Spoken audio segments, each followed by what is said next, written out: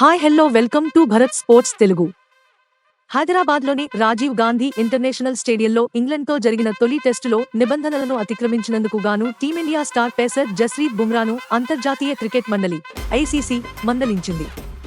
England రెండో innings సందర్భంగా Ollie Pope పరుగు తీస్తుండగా బుమ్రా ఉద్దేశపూర్వకంగా అతడిని అడ్డుకున్నట్లు మ్యాచ్ రెఫరీ నిర్ధారించాడు. దాంతో బుమ్రాను ఐసీసీ మందలించడంతో పాటు అతడి ఖాతాలో ఓ డిమెరిట్ పాయింట్ జతచేసింది.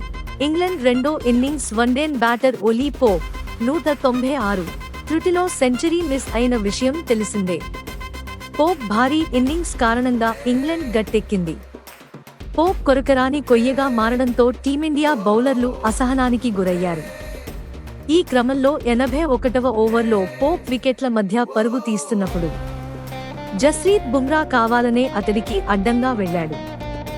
ఈ క్రమంలో ఇద్దరూ పరస్పరం ఢీకొన్నారు.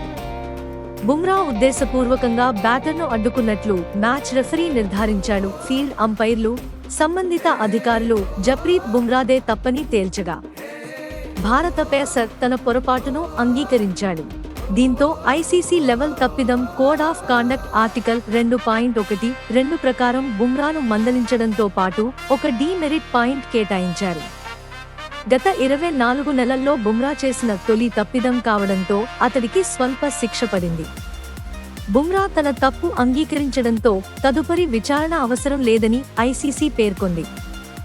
2 ఏళ్ల కాలంలో 4 డీమెరిట్ పాయింట్స్ వస్తే ఒక టెస్ట్ లేదా 2 పరిమిత ఓవర్ల మ్యాచ్ ఆడకుండా ఐసీసీ చర్యలు తీసుకుంటుంది. ఇలాంటి స్పోర్ట్స్ అప్డేట్స్ కోసం like, share, subscribe to Bharat sports Telugu.